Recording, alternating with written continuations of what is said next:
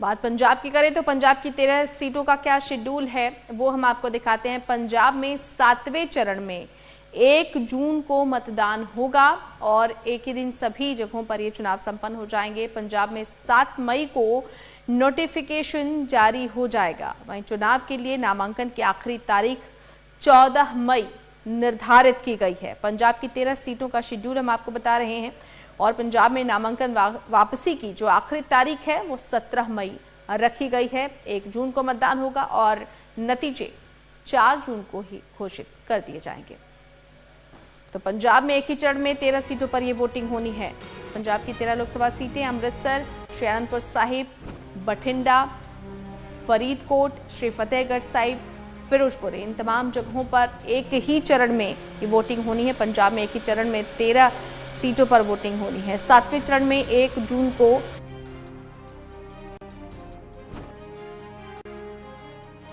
Notification जारी होगा। अमृतसर, श्री आनंदपुर साहिब, बठिंडा, फरीदकोट, श्री फतेहगढ़ साहिब, फिरोजपुर, गुरदासपुर, होशियारपुर, इन सभी जगहों पर एक ही चरण में ये चुनाव संपन्न कराए जाएंगे। साथ ही जालंधर, श्री खडूर साहिब, लुधियाना, पटियाला, संगरूर, इन तमाम जगहों पर 1 जून को वोटिंग होगी और नतीजे 4 जून को घोषित कर दिए जाएंगे।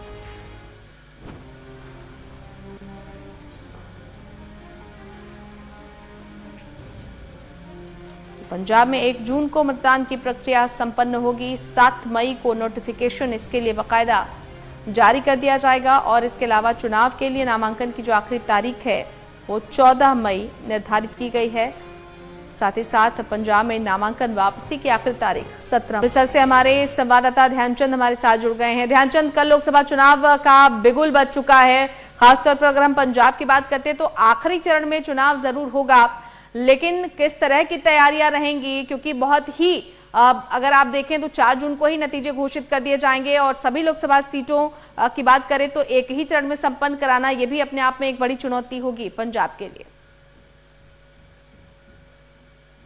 जी बिल्कुल, इन्हों बताना चाहूंगा कि जिस तरह से 1 जून और 4 जून पंजाब के लिए अहम दिन रहने वाला, क्योंकि लगातार पंजाब में जिस तरह से अगर बात की जाए लोकसभा चुनाव की तो लगातार जितनी पार्टियां हैं वो अपनी अपनी तैयारियां कर चुकी हैं और तैयारियां कर रही हैं और लगातार जो अमृतसर को अगर लोकसभा जो मेंबर है वो चुनकर जो लोकसभा में जाएगा वो कौन होगा, इस पर बड़ी जो एक बड़ा विषय रहेगा और सभी की नजर इस पर रहेगी। सबसे पहले हम बात कर लेते हैं कांग्रेस की और कांग्रेस का किस तरह का हाल है अमृतसर के अंदर, जिसको लेकर अमृतसर के अंदर जो कांग्रेसी वर्कर हैं या फिर कांग्रेसी लीडर है वो इसको किस तरह का देख रहे हैं, क्योंकि लगातार पिछले 10 साल से जो अमृतसर से लोकसभा सांसद है गुरजीत सिंह औजला यहां पर काबिज हैं, तो लेकिन अब जो आवाज उठकर आ रही है वो ये आ रही है कि ओपी सोनी को हिंदू चेहरा जो है घोषित किया जाए और उनको लोकसभा चुनाव में उतारा जाए।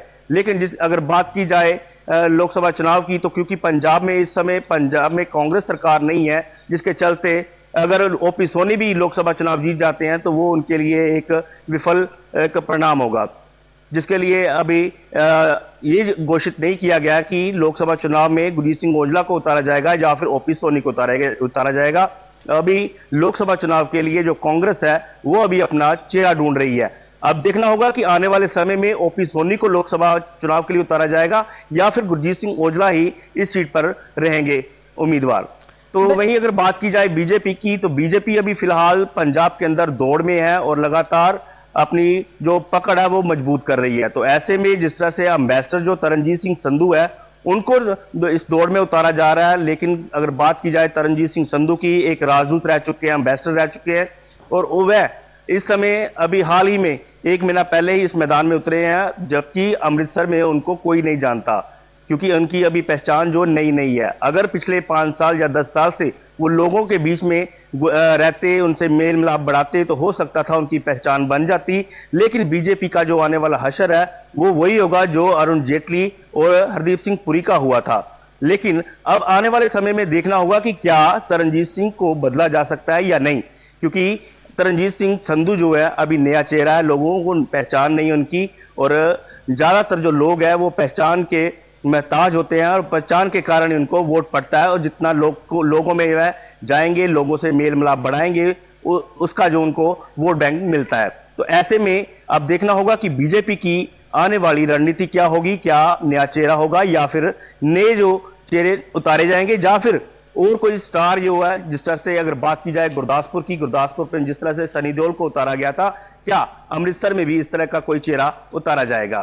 तो वहीं अगर बात की जाए यहां पर लोकसभा चुनाव के लिए आम आदमी पार्टी की, तो आम आदमी पार्टी जो क्योंकि लगातार पंजाब में इस समय सत्ता में है और लगातार अपनी पकड़ मजबूत बनाए हुए है, तो ऐसे में उन्होंने पहला जो दांव था वो अमृतसर के जो पूर्व मेयर है करमजीत सिंह रिंटू, उन पर खेलना था। लेकिन जिस तरह से बात की जाए करमजीत सिंह रिंटू की, उनकी पकड़ मजबूत ना देखते हुए, क्योंकि कुलदीप सिंह धालीवाल जो है कैबिनेट मंत्री भी हैं और साथ में एनआरआई मामलों के मंत्री हैं और लगातार वो पंजाब में काफी इस समय अपना दबदबा बना चुके हैं। तो ऐसे में जो पंजाब के मुख्यमंत्री भगवंत सिंह मान ने एक दाव जो है कुलदीप सिंह धालीवाल पर खेला है, क्योंकि वह इस समय अमृतसर में काफी अपनी पकड़ मजबूत कर चुके हैं और लगातार अपनी पहचान बना चुके हैं। अब देखना होगा कि आने वाले समय में अगर आम आदमी पार्टी ने जो दाव खेला है वो कितना इनके लिए वोट बैंक हासिल करेगा और धालीवाल को जीतकर लोकसभा में पहुंचाएगा।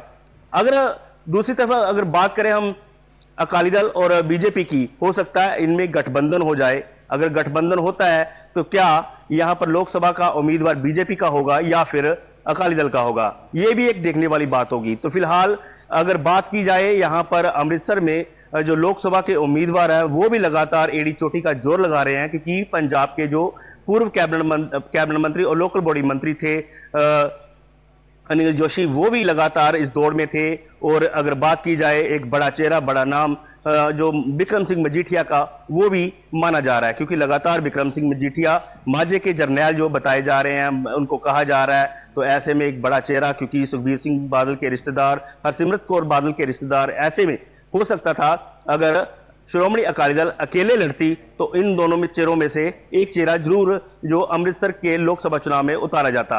अब देखना होगा कि क्या अगर बीजेपी और अकाली दल का गठबंधन होता है तो ऐसे में इन दोनों में से कौन सा चेहरा होगा, क्या उम्मीदवार बीजेपी का होगा या फिर अकाली दल का होगा।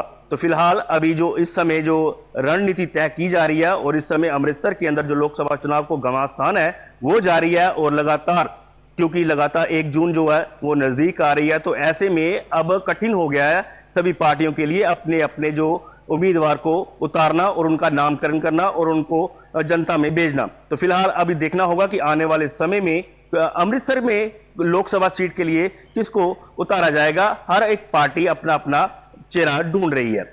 जी रेनू, बहुत धन्यवाद ध्यानचंद आपका इस तमाम जानकारी के लिए। तो विस्तार से हमारे संवाददाता ध्यानचंद ने यह जानकारी दी है कि अमृतसर पर में किस तरह की फाइट होने वाली है। बाहरी प्रत्याशियों को अगर हम देखें तो रेशियो कोई बहुत अच्छा नहीं रहा है किसी भी पार्टी के लिए। हालांकि इस बार बीजेपी भी रेस में है जिस तरीके से ध्यानचंद बता रहे हैं, लेकिन हो सकता है कि चुनाव से ठीक पहले गठबंधन हो जाए अकाली दल के साथ बीजेपी की, लेकिन ये भी संभव है कि पार्टी अकेले भी चुनाव लड़े। लेकिन इन सब के बीच अभी कांग्रेस ने भी अपने प्रत्याशी की घोषणा नहीं की है। आम आदमी पार्टी के लिए राह कितनी आसान होने वाली है ये भी देखना दिलचस्प होगा, क्योंकि बता दें आपको कि एक ही चरण में मतदान होना है। पंजाब में 13 लोकसभा सीटों पर 1 जून को ये मतदान होगा और 4 जून को परिणाम घोषित किए जाएंगे। लेकिन उससे पहले जो मुश्किल समय है वो यही है कि जिताऊ प्रत्याशी होनी चाहिए सभी दलों के लिए। वो कौन से प्रत्याशी होंगे जो जीत का सेहरा बांध कर आएंगे लोकसभा चुनाव में, ये भी देखना दिलचस्प होगा। कब कब कौन रहा सांसद, ये भी हम आपको ग्राफिक्स के जरिए दिखा रहे हैं। कांग्रेस से कैप्टन अमरिंदर सिंह 2014 से 2017 तक यहाँ सांसद रहे। कांग्रेस के गुरजीत सिंह औजला 2017 से 2024 तक वे वर्तमान तक वो सांसद रहे हैं। और बात नवजोत सिंह सिद्धू की करें तो 2004 से 2014 तक नवजोत सिंह सिद्धू ने यहाँ पर परचम लहराया। तो लोकसभा चुनाव के मद्देनजर आपको बता दें जो हलचलें हैं वो लगातार तेज होती हुई अमृतसर का ये समीकरण हम आपको बता रहे हैं। फिलहाल गुरजीत सिंह औजला हैं चुनावी मैदान में। अब देखना यही होगा लोकसभा चुनाव के मद्देनजर कि कौन कौन से वो चेहरे होंगे जिन पर जीत का दारोमदार होगा।